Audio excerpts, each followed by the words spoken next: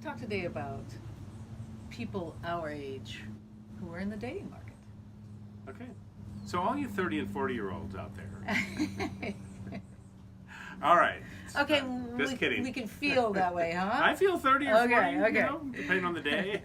Well, I think that's a good start, right? If you feel 30 or 40, you're not going to be nearly feel as tied up as a lot of people feel who are out there for the first time or in many, many years, right?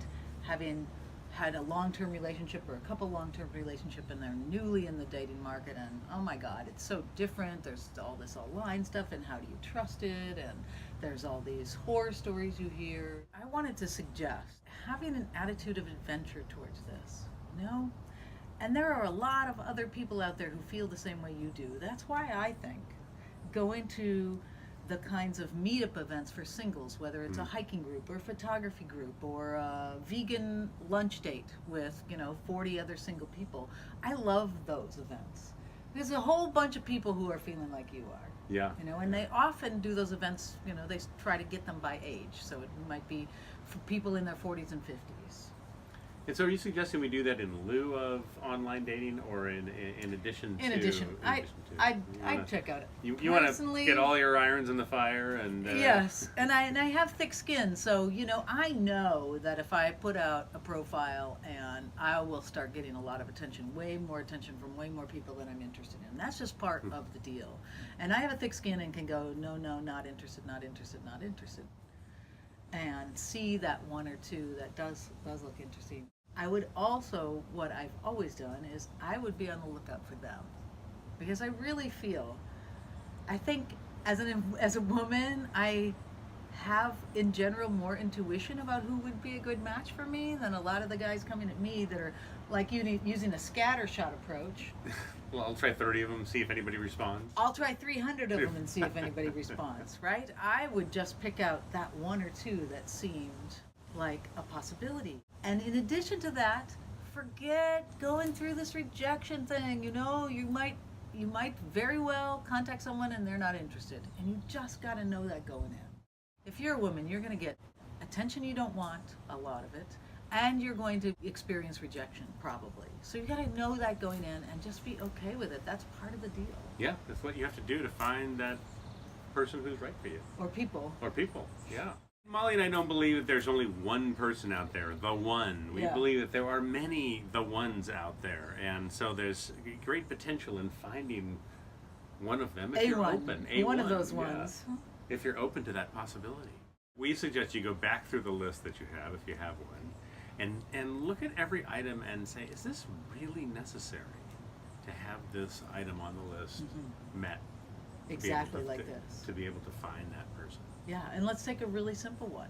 If you've said, wow, he/she's got to be 3 years younger than me to 5 years older than me, can't be out of that range. That's the kind of thing that's so obvious that you're telling me if you met the perfect person and they were a year out of your range, you'd say no, you wouldn't. Yeah, it's kind of silly to have, a limited age range, because these days there are people who might be many years older than you who are in great shape and who think very youthfully, right? And so you wouldn't want to rule somebody out like that. And there might be people who are your age who, really haven't taken very good care of themselves, and they are come across as much older than you. So I think to maybe throw out the age range, or at least widen it as much as possible, gives you much more possibility. I also wanted to offer some encouragement based on the fact that we've been coaching couples who have met in their 50s and 60s, and even in a couple of cases 70s, and they are having the best relationship of their lives. And I'm not just talking about, getting along, sharing a house together and have the same interests. I'm talking about sexually. Yeah, they're having fun. And why is this happening? There are some similarities between these couples we've been working with. There's similarities in that they're coming to this relationship having been through bad relationships before, and they're very, very grateful for having found someone who's interested in the kind of relationship they're interested in. And they realize they don't have a lot of time left, and they really both want to make the most of it.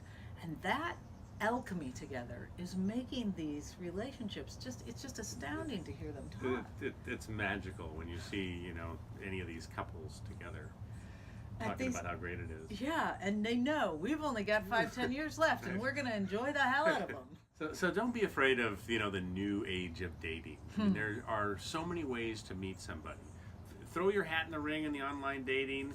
Go out to a class that you're interested in. Like Molly said, join a meetup group, you know, where something that strikes your fancy. Get out there and meet people, and just be receptive to meeting the right people. And you will. And you just can't tell these days, right? Because, you know, there are a lot of people who are in your age range who may act a lot older, right? Stop. And It's always